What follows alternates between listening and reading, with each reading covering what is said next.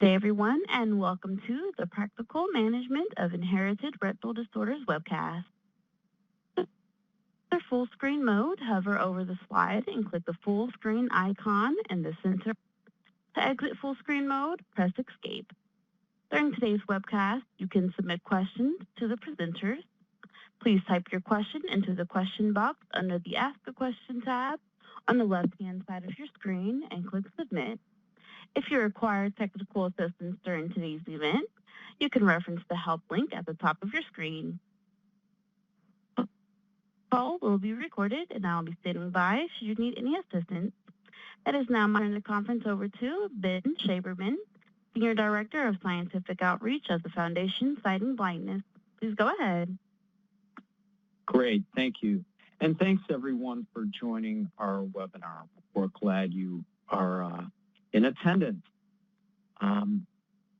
I, along with my colleague Michelle Glaze, lead the Professional Outreach Department of the Foundation Fighting Blindness. And in case you didn't know, the Foundation is the world's leading private funding source for retinal degenerative disease research.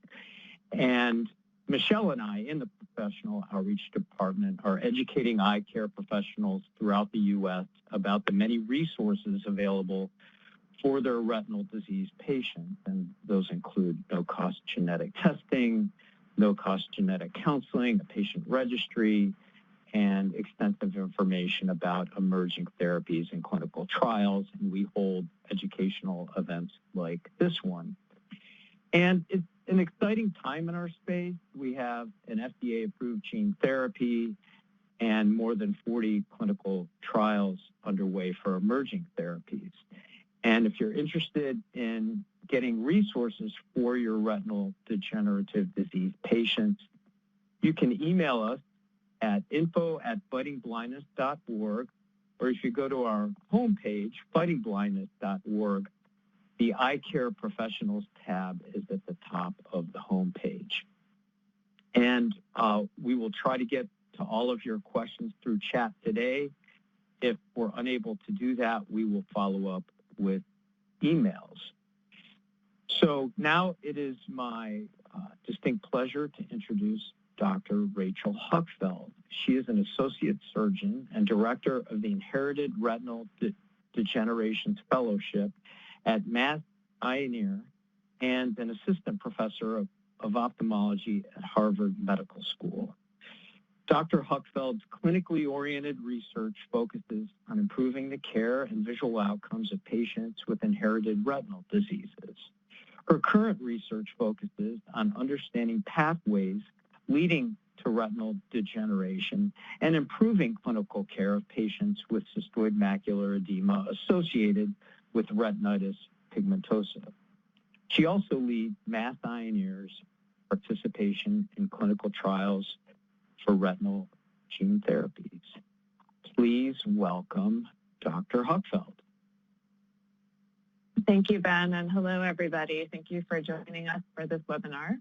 This is a topic that I really enjoy speaking about because it's a reminder of how much can be accomplished in your offices even before a patient gets referred to a specialty clinic such as mine.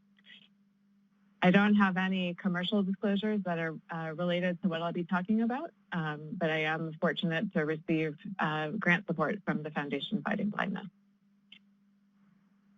To start, let's just make sure we're all on the same page about what we might variably call inherited retinal disorders or inherited retinal degeneration, which you'll hear me abbreviate as IRDs. When we talk about this class of retinal disease, we are assuming that it has obviously a genetic cause, and that this genetic cause, unlike what we might see in glaucoma, many kinds of glaucoma or age-related macular degeneration, it's a monogenic genetic cause, meaning misspellings in one gene are sufficient to cause disease. And in the fundus images on the right, you see some canonical examples of these conditions, so things like Stargardt disease, retinitis pigmentosa, and choroideremia, examples that we'll all recognize as characteristic of IRDs. Even though we might think of these diseases as being rare in and of themselves, it turns out that as a group, they're actually quite common. So they're estimated to affect at least 1 in 3,000 people. And so the burden of these across the population is quite significant. They're very heterogeneous in how they present and what age they present. So in my clinic, I might see young children, or I might be making these diagnoses for the first time, sometimes people even in their 60s. And the ways in which they affect vision really depend on how they affect rods and cones and the distribution of disease across the retina. So something like Stargardt disease, we all realize will affect central disease or central vision and visual acuity before it will have its primary effect, let's say, and visual acuity, whereas something like retinitis pigmentosa, we expect to see an earlier impact on night vision and peripheral vision. Most of these diseases are progressive, and it's important to remember that some of them are syndromic. So there may be extraocular manifestations that are caused by problems in the same gene. And I'm not going to talk too much about the presentation of these diseases today, but my IRD colleague, Dr. Jackie Duncan, gave a very nice webinar more related to that topic earlier this year that's available for your review. And so what I want to talk today about is if you're meeting one of these patients in your clinic who either has an IRD or you think might have an IRD, how can you go about evaluating this in clinic? As a side note to that, how can you talk about some of these difficult diagnoses with people? What are some of the common ocular manifestations that you might encounter, and what are things to think about if you see them? And then moving into some of the exciting areas that Ben talked about. We're at the early stages of a new era in terms of understanding and treating these disorders. So what is important to know about genetic testing and clinical trials? I'd like to start with a case, though, and this is a woman I met not that long ago in my clinic. She was 25 years old when she first presented, and she had sort of a soft complaint of maybe having some trouble seeing at night for a few years. This wasn't something profound or something that was limiting her too much at this point in time, but when she went to her local optometrist for just a glasses update, she happened to mention it. And based on some findings that he saw on his exam, he sent her on to me. She really didn't have any other complaints about her vision, no problems with adapting to the dark, no problems with her peripheral vision, just a little bit of trouble at night. Her ophthalmic history was otherwise unremarkable, and her medical history was only notable for having hearing loss that was diagnosed when she was a young child and for which she wore hearing aids, and there was no relevant family history. When she came to my clinic, her best corrected visual acuity was a little lower than we'd like to see, so in a 20/30, 20/40 range in each eye. And she had very focal, mild posterior subcapsular cataracts in each eye, also, notable in somebody of her age. I'll show you her fundus images next. And if you look at the right eye on your left, the left eye on your right, you'll notice some shadowing from her lens opacities. But if you look closely, you'll also notice some attenuation of her vessels and some pigmentary abnormalities throughout the mid-peripheral retina. And you do see some bone spicula-like pigmentation in each eye, but it's a little bit less prominent than just the general disruption of normal pigmentation. And so you might already have some ideas about how to put this picture together. Her complaints of some difficulty at night, posterior subcapsular cataract at an unexpectedly young age, hearing loss, and now this fundus appearance. But I think what we would all want to do now is get additional information about how her vision is working and what's going on at a more granular level in her retina. And so when I am evaluating patients in my clinic, I have access to all kinds of diagnostic tools. And we always start with gold monochrometry to get a good evaluation of central and peripheral visual fields.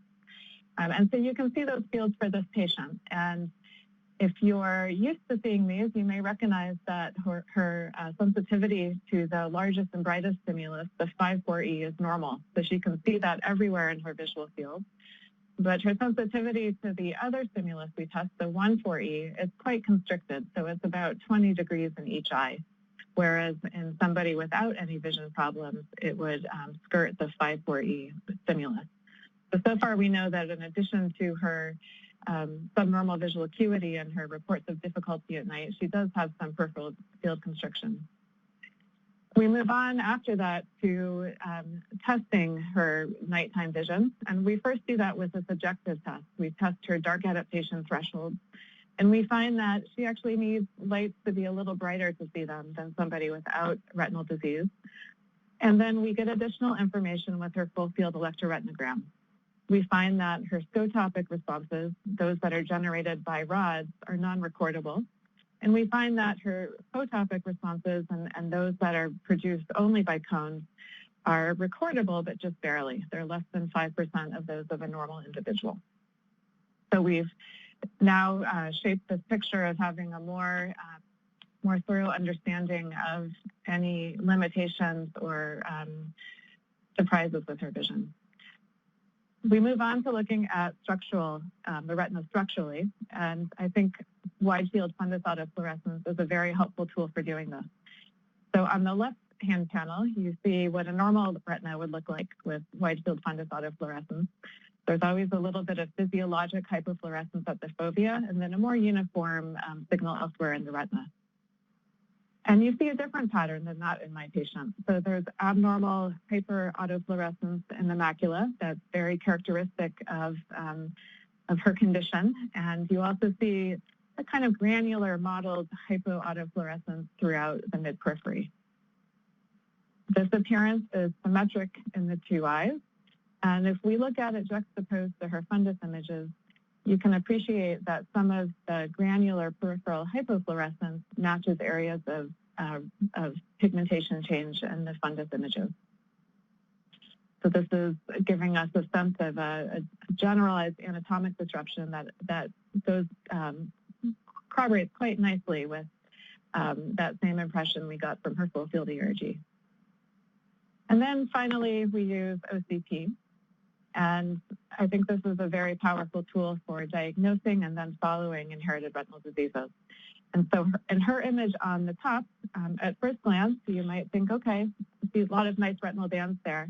But if you take a more second look and really focus on the presence of the bands across the whole scan, you realize that although we can see her photoreceptor bands at the fovea, they become attenuated and more challenging to identify as we move to the periphery of the scanned macula. And my dotted lines there emphasize the extent of the ellipsoid zone as an indicator of outer retinal structure and health. And here too, the appearance is symmetric across the two eyes. I'm sorry, I can't show you the other eye, but it looks very similar. So again, in my clinic, we walk through the stepwise process of using visual fields and electrophysiology to help us understand retinal function. And then we follow that with imaging to help us understand retinal structure.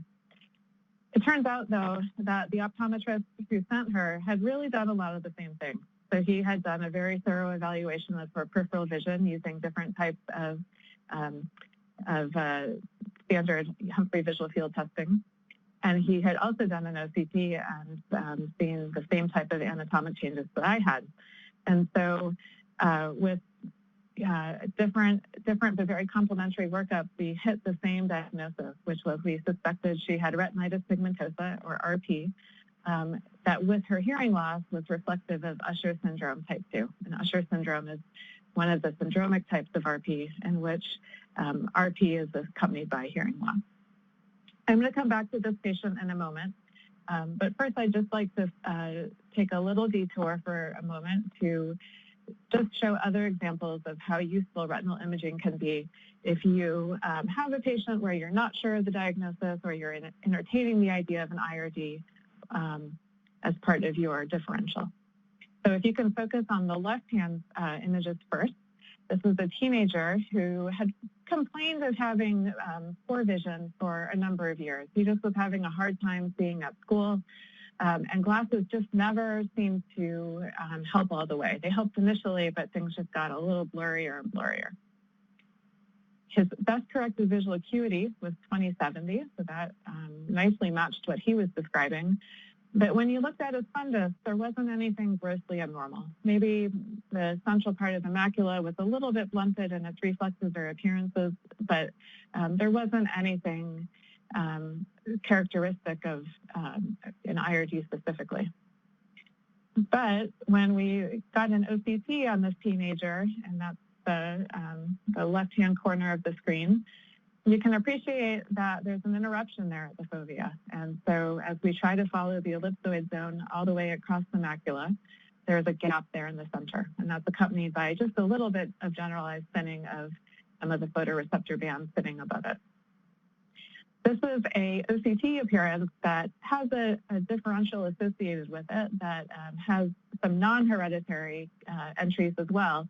But based upon his history of several years of vision change, we were very highly suspected of macular dystrophy like Stargardt disease, and that indeed was what his genetic testing showed us. And so this was the OCT here was a quick way of getting extra information that was very useful for his diagnosis. On the right-hand side, here's a slightly different story. So this was a youngest child who had a strong family history of dominant RP, and his parents were quite concerned about his status and wanted to get some information. He was very minimally symptomatic, but again, they were just eager to know was he affected and to what degree. He had normal visual acuity, 20/20, looking at his fundus. Maybe there was a little bit of granularity out in the periphery that you wouldn't expect in a child of his age, but no telltale features of RP. But when we got his wide field autofluorescence in the macula, there's a abnormal hyperfluorescence, not dissimilar from, in pattern at least, from what we saw in my patient a few slides ago. And it doesn't project so well on this screen, but out in the periphery, there was some abnormal modeling accompanying the impression from fundus exam. And again, not normal in a child this age. And he went on to have an ERG, and it confirmed the diagnosis of mild early RP that his fundus autofluorescence suggested. And so even in a patient where maybe performing visual fields or an ERG isn't age appropriate, or if you don't have the tools at your disposal, even wide field imaging can be very valuable. Let's come back to the patient I started with, though, this 25-year-old woman, where we are clinically have made a diagnosis of RP associated with Usher syndrome type 2.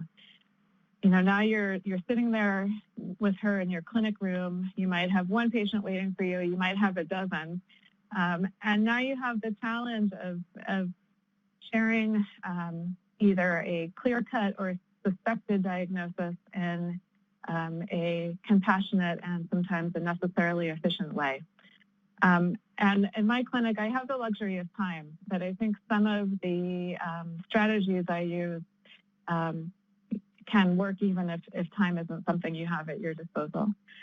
So when I meet a patient who's coming in either with a confirmed or suspected diagnosis of inherited retinal disease, one of the first things I want to know is what is their understanding of what they have from the referring doctor or from family members, and what have they encountered on the internet or from other eye professionals. And in part, you know, because of that information or with that information, what is the biggest thing they're worried about? Because I find if I don't ask that question explicitly, sometimes I don't get that information until they're on their way out the door. And it's very valuable to understand during my encounter with a patient. And it may be something like, you know, I'm worried I won't have any vision next month, or my family is dependent on me driving. How is this going to affect my ability to drive and hold my job? And it will vary with the patient, but it helps me take better care of them to know what that is. And then depending on the patient and what we find and the degree of detail that they want or is helpful for them. We talk about the testing that they did and how it helps me understand some of the symptoms that they're reporting and experiencing in their daily life, and how the testing helps to make the diagnosis of an IRD. And that might be, depending on the patient, a long discussion or an abbreviated discussion. We also, coming back to some of their biggest concerns or worries, we talk about how these typically slowly moving diseases might progress over time, and what are the symptoms that patients might expect to be aware of in the order of 5 years on out to decades. And this is, I always stress that these conditions are typically slowly progressive, and I'm careful in the type of longitudinal expectations I give patients, and I'm very honest about what I do and don't know. And so questions like, doctor, when will I not be able to read or see faces or do activity XYZ? We talk about why those are challenging to answer. But then it's also, these discussions are also an opportunity to build hope. And this is where, whether you are seeing the patient briefly and introducing this diagnosis and then sending them on, or if I'm seeing them in my clinic, we all have the opportunity now to emphasize how much is changing and improving in our expectations about therapies for these diseases. And I'll come back to that towards the end of this talk. And then we talk about concrete next steps. Okay, so we have made this clinical diagnosis. Let's take the next step of doing genetic testing to figure out the genetic cause. Let's figure out what other resources are available that would benefit you.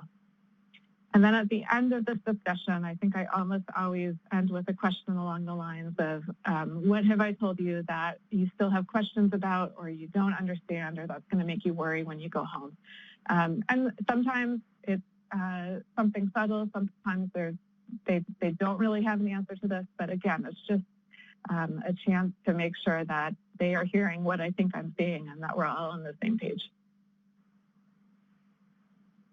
Before we go to the next steps for this patient and genetic testing, let's spend a moment talking about in a second, we'll talk about some of the associated ocular findings that can accompany IRDs. And before I turn to that, I'll just add that I don't see patients that frequently. So sometimes new patients, I'll have them come back in a year, or children, I'll have them come back in a year. But somebody with an established diagnosis of RP, often they'll only come to me every 2 years. But I will emphasize to them the importance of ongoing eye care with either their general ophthalmologist or optometrist in the meantime.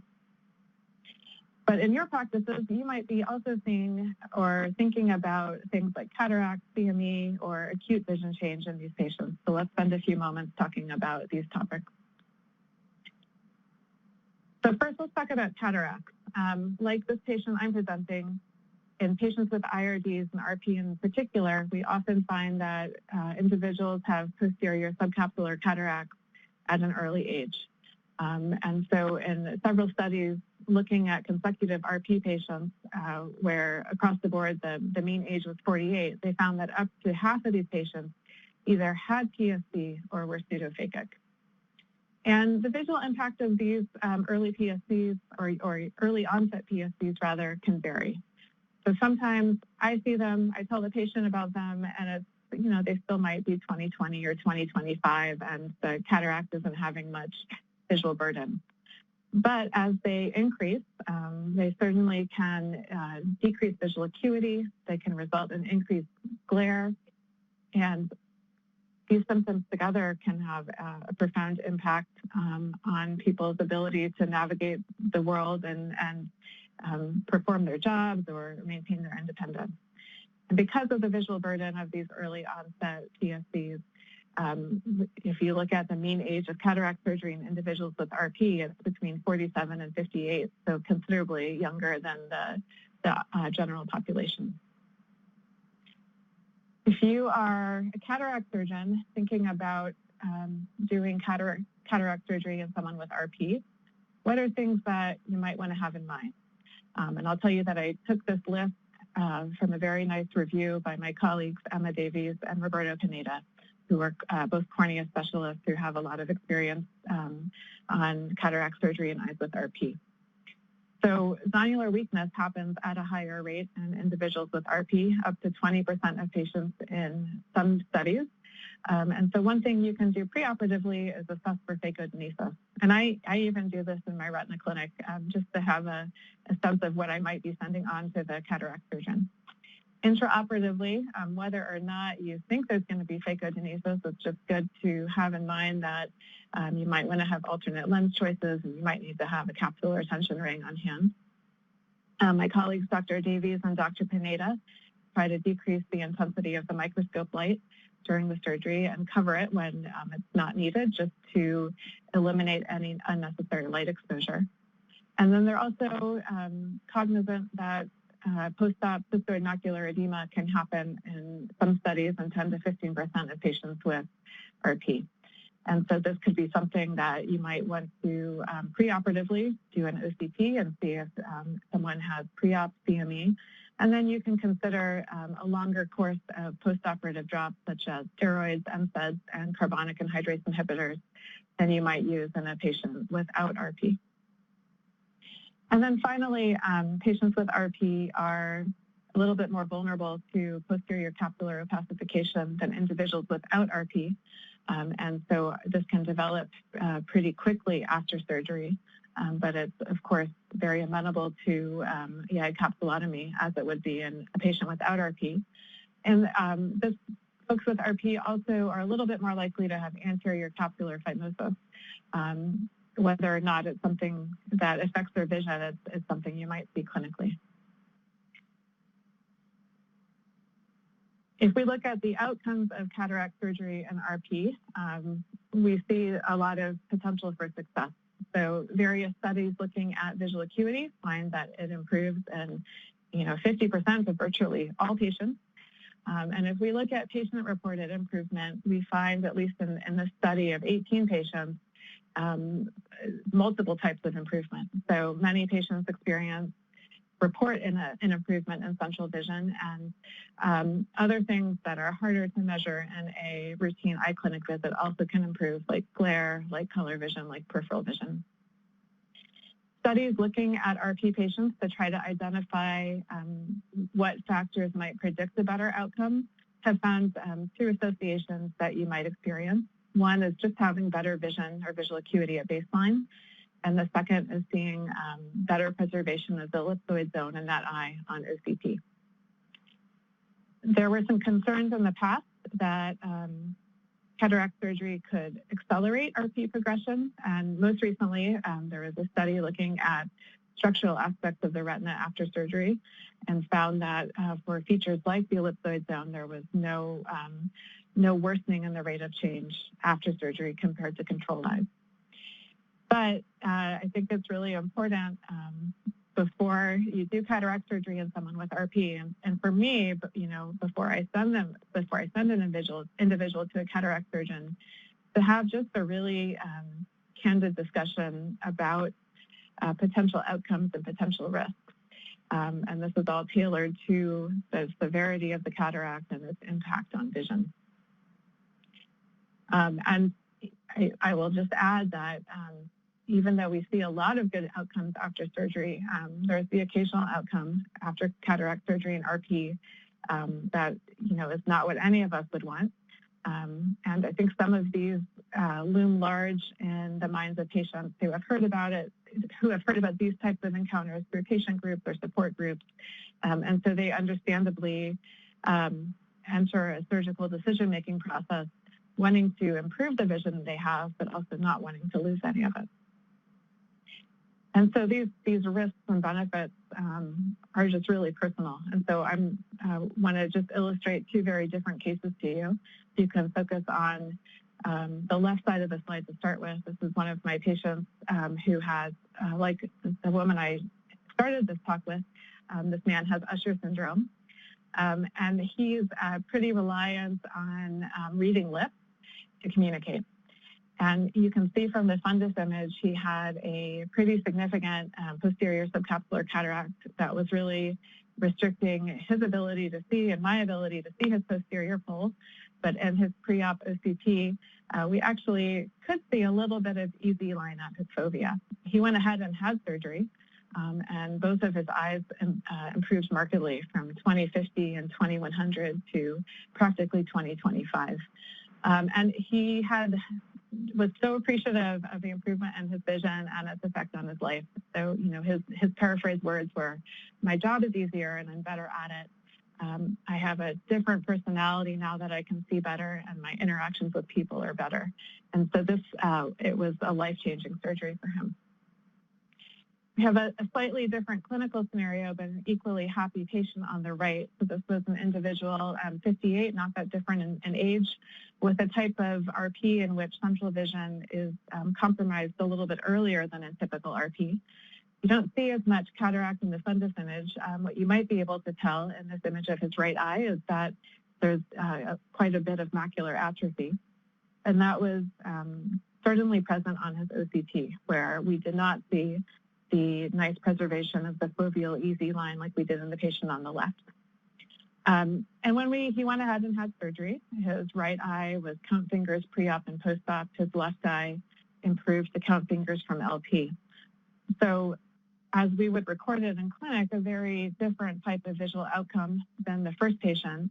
But he was overjoyed too. He felt like he did not need to use his cane in every environment. He could be more independent.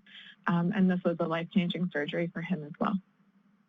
So even as I mention outcomes that aren't as successful, these are happy encounters for all of us. Let's spend a few moments on cystoid macular edema, or CME, which, as Ben mentioned, is an interest of mine. So we see CME, of course, in multiple retinal disorders, whether it's a retinal vein occlusion or diabetic macular edema or pseudophakic cystoid macular edema. But we've found, especially with the use of OCT, that it's present in up to half of patients with RP. I think that if you use kind of stringent criteria in terms of how you define CME and OCT, you'll find that it's present in some point at probably about a quarter of RP patients. And interestingly, sometimes this leaks on fluorescein angiography and sometimes it doesn't. And we don't completely understand what causes CME and RP or in other inherited retinal disorders. And it could be that it's multifactorial and different balances of different causes in different patients. We think that RPE dysfunction is part of it, and there also may be an inflammatory component, rather. We have a group of therapies that we try, and you see them listed in the slide, but I'll just warn you that we don't have the kind of data that we do to support many other kinds of ocular therapies. I think if you talk to any IRD specialist, they would probably tell you that carbonic anhydrase inhibitors are a first-line therapy, whether we use acetazolamide as an oral therapy or dorzolamide as a topical version. There have been reports of good success with subtenons and intravitreal steroids, some mixed results with intravitreal anti-VEGF therapies, and then lesser degree of data or experiences published on some other interventions. And as even as I will talk in a few moments about all the advances in terms of therapies for IRDs, this is an area where I think as a field we all need to focus a little bit more attention, and I think we'll be doing that soon with support from FFB. I want to show you, though, a few examples of how these carbonic anhydrase inhibitors can work. So this is a patient with enhanced S-cone syndrome. This is something that is an IRD that has some areas of overlap with RP.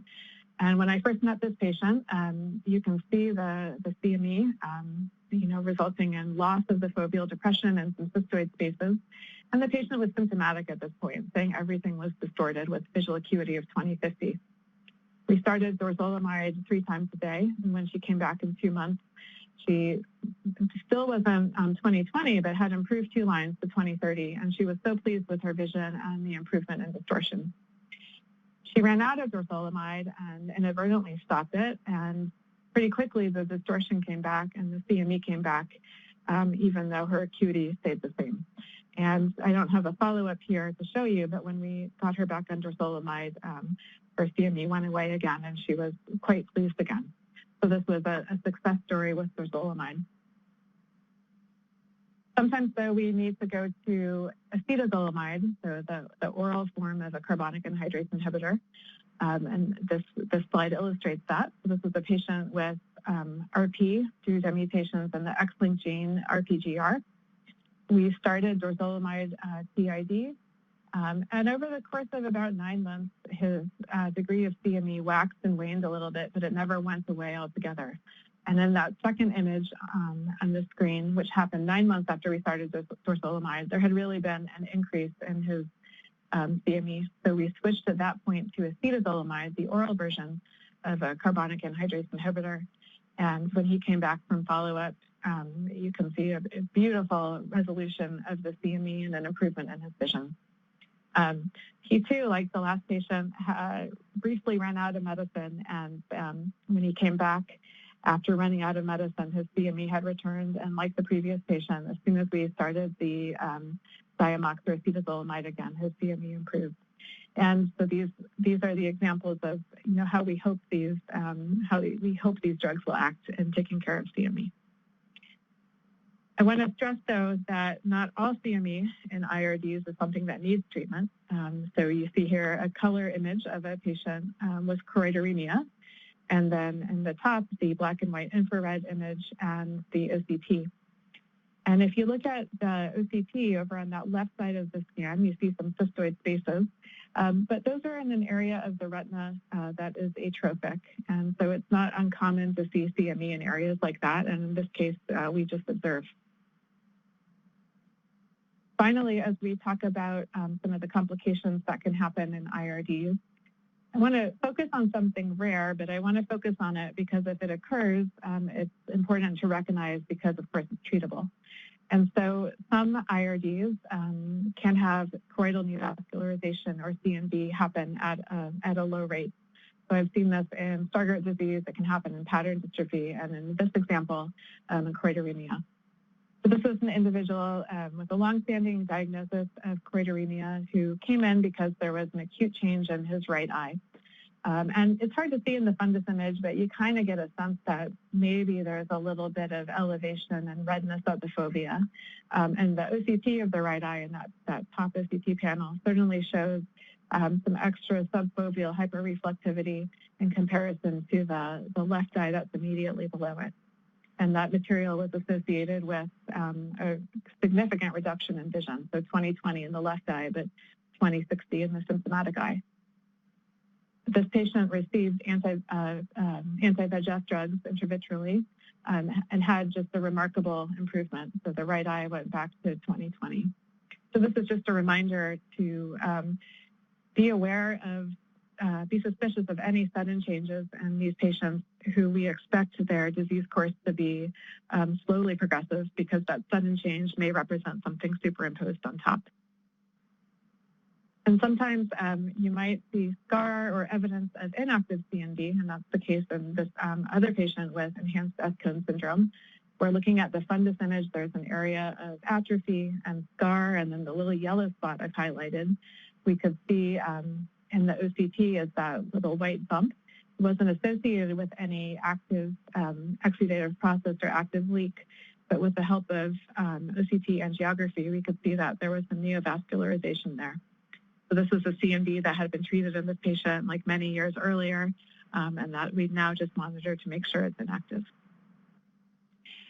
But let's come back to my patient with Usher syndrome. So we've made this clinical diagnosis in her. We've talked to her about it, made note of her cataract, but what next? And the what next is genetic testing. And so the last few decades have led to the identification of a large number of genes that are causative of inherited retinal degeneration. And you can see that the rate of progress and identification in this graphic, such that today we know there's over 260 genes that can cause IRDs. And if we do genetic testing, we can identify the cause of disease about 2/3 of the time in any given patient. And that 2/3 we expect to grow with time and further development of genetic testing. There are several different strategies for testing. If you meet somebody where it's clear-cut CHM or choroideremia, there might be circumstances in which you just do single gene testing.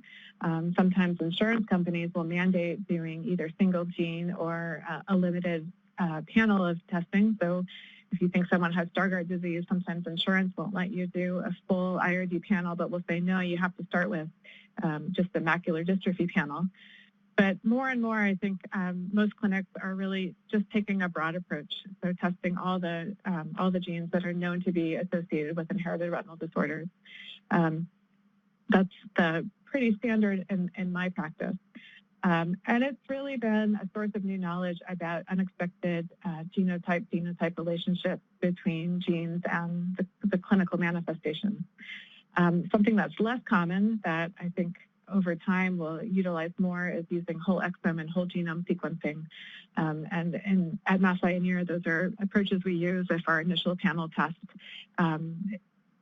doesn't show a cause of disease. And I should add, we use them on a research basis.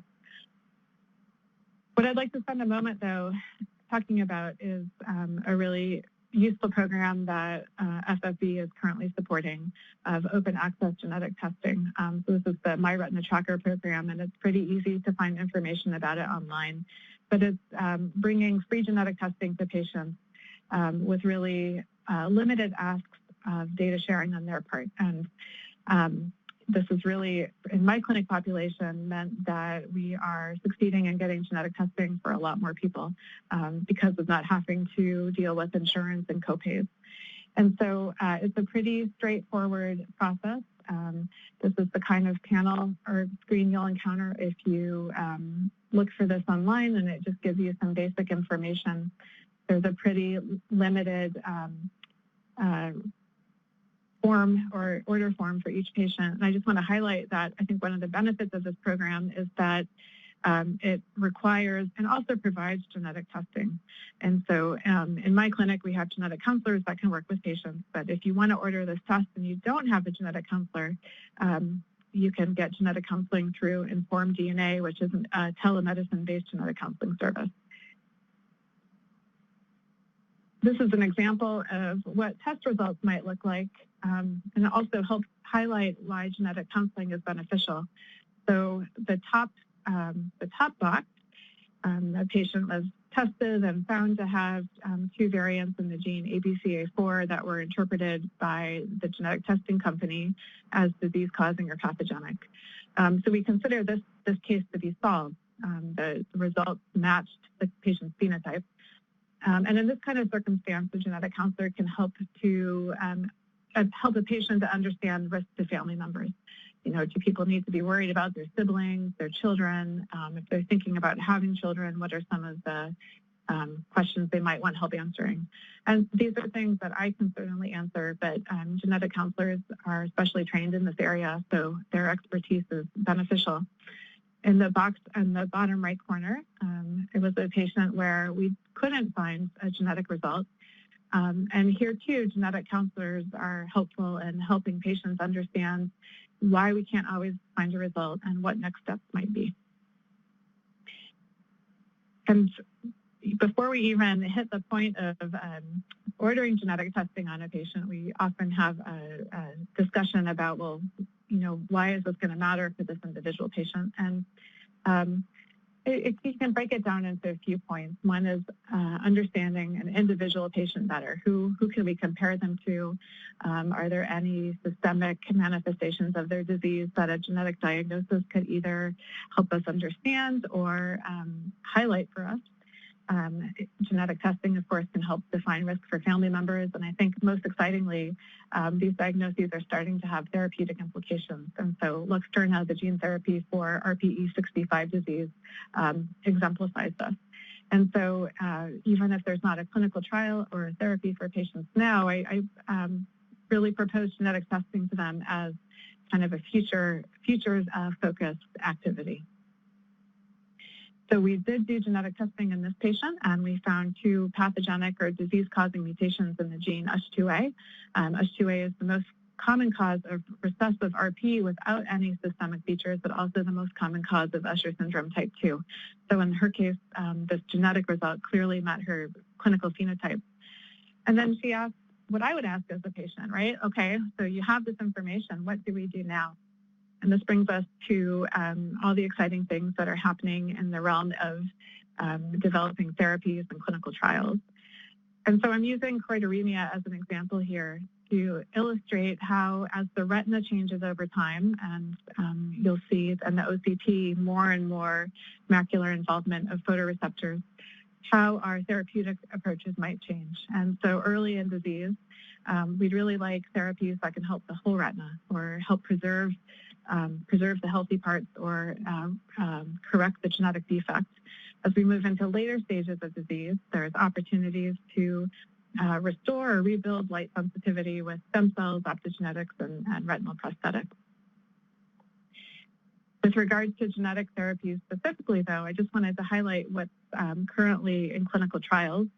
So the gene replacement approach that was introduced with Luxturna is now being tried for a number of different inherited retinal degenerations. There are technical reasons why this doesn't work across the board, and so those are situations in which genome editing using the CRISPR-Cas9 system can be useful, and potentially where a therapy called an antisense oligonucleotide that uses short strands of nucleotides to act at an RNA level rather than a DNA level might be helpful. And a nice way, if you want to stay abreast of what's happening in this realm and what opportunities there are for your patients, is also FFB. So they have a clinical trial pipeline page that is a nice overview of what's currently happening.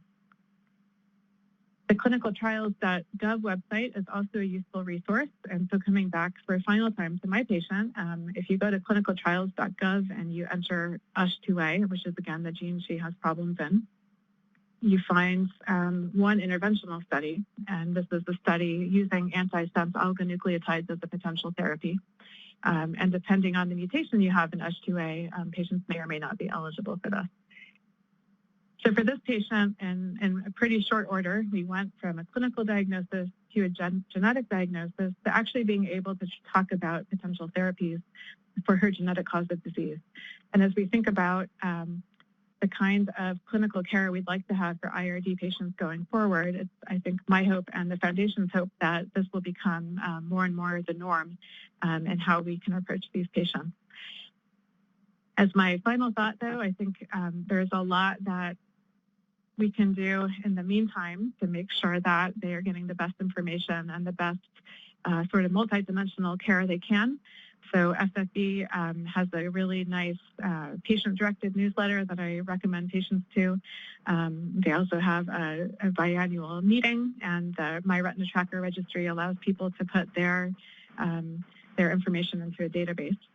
There are also some disease-specific organizations like the Choroideremia Research Foundation that work really hard within a specific disease space.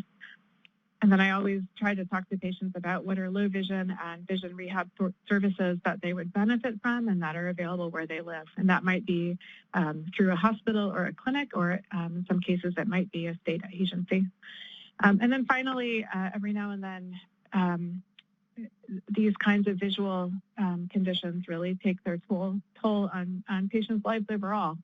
And so sometimes in certain encounters, it becomes clear that a little bit of extra counseling is needed. And so we talk to patients about if they have ever talked to a psychologist or a social worker, and if that's something they have interest in. So with that, I will stop, but I appreciate your attention today. And there is my contact information if you have questions. And I will turn it over to Ben at this point. Thanks, Dr. Huckfeld. Outstanding job covering a very diverse and challenging space. Just one comment for the participants.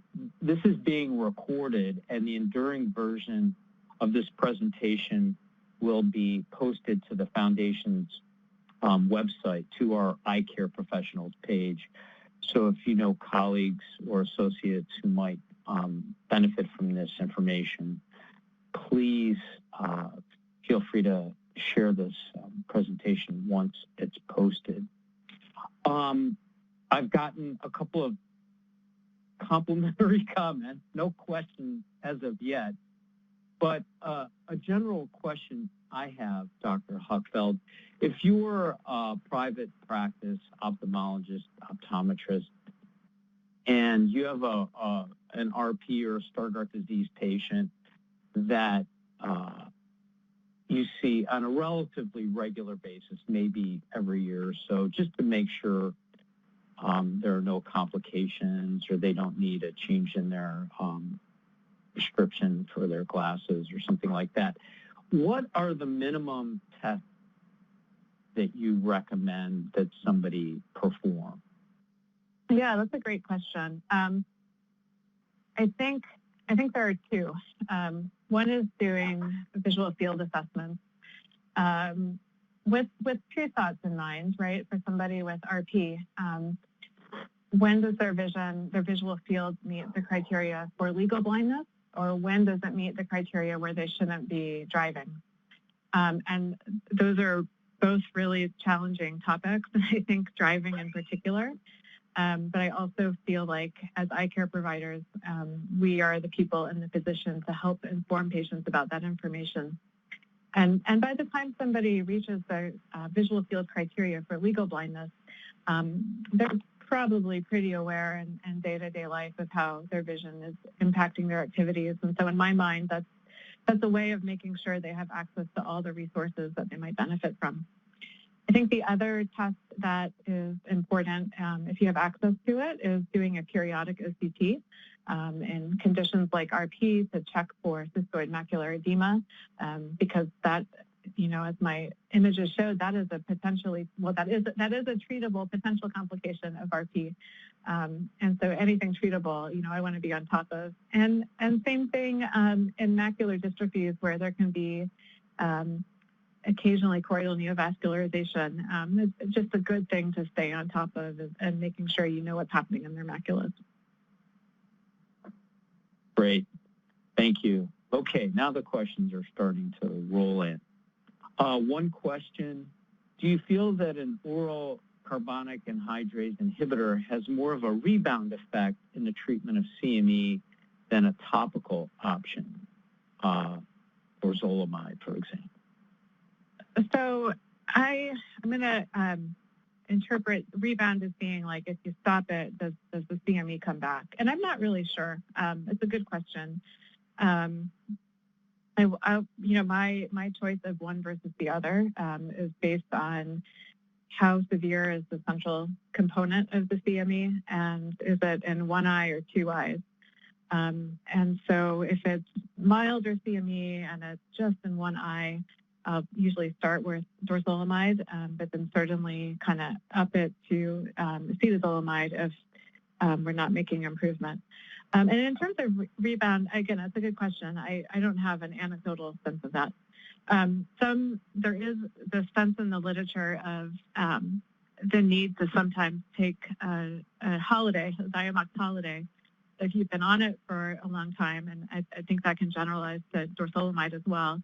If you've been on it and the CME is getting worse, is there any benefit to taking a break and maybe restoring some sensitivity? And I've seen that work and I've seen it not work. So I'm not sure there's a one-size-fits-all answer.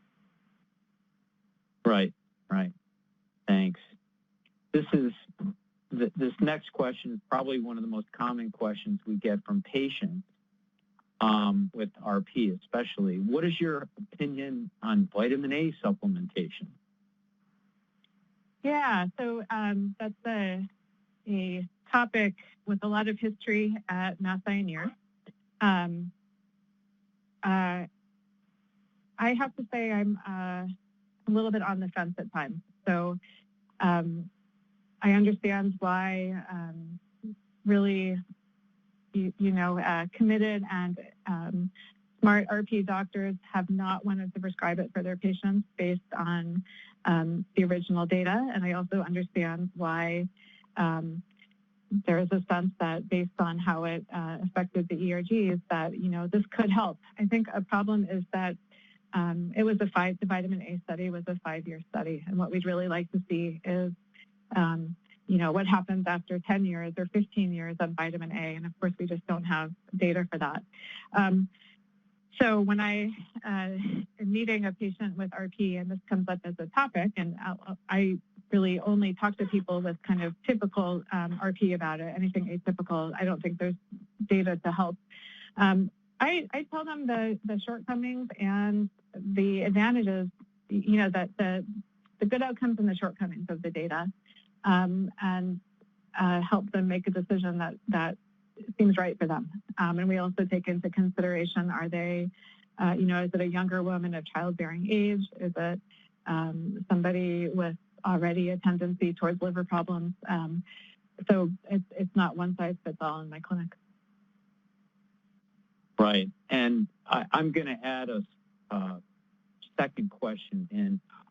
What should people do or doctors do if they think their patient has a macular dystrophy, something like Stargardt disease, and the patient is asking about vitamin A?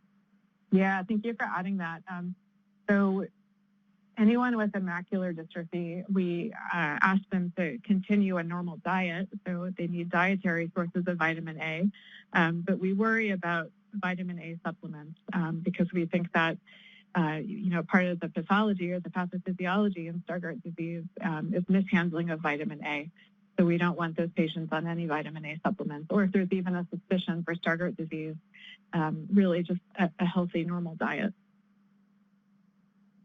Right. Thanks. Moving on to another question.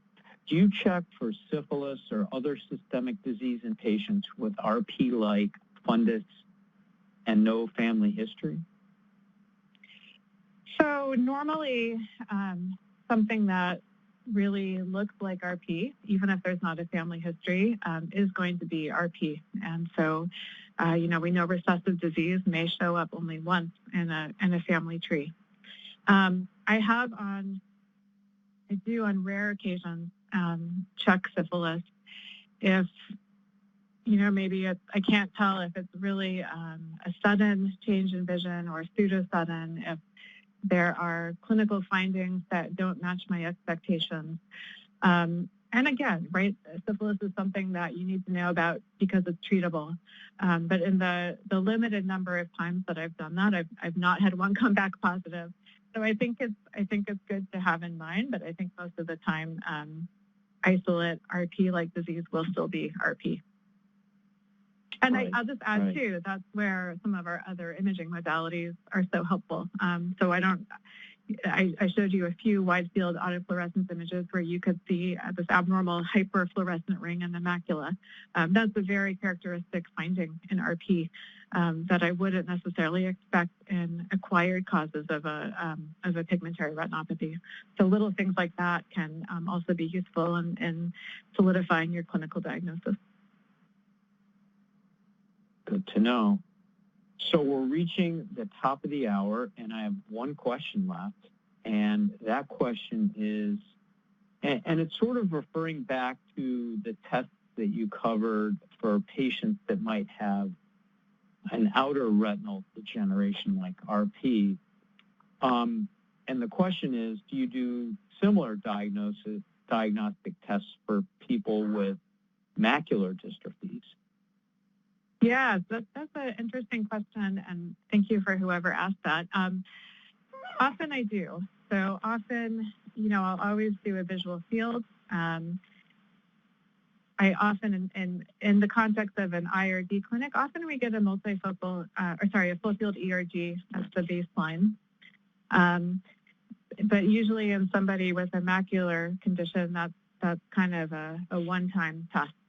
But it's helpful in understanding, is this person's condition truly limited to macular photoreceptors, or is there cone and rod involvement outside the macula, even if we're not necessarily seeing other clinical evidence of it? And sometimes in the setting of a macular dystrophy, if if between a visual field and visual acuity, I'm not seeing the kind of functional impact that a patient is describing. Sometimes I will do a multifocal ERG as well to really record macular cone responses. Great. So we are officially at the top of the hour, 1 o'clock. Dr. Huckfeld, that was an outstanding review of managing and diagnosing patients with inherited retinal diseases. Thank you so much. And thanks to all the attendees for joining us and for your excellent questions. And again, this will be recorded and posted to the Foundation website. And that concludes our continuing education course. Thank you, everybody. And this does conclude today's program. Thank you for your participation. You may now disconnect.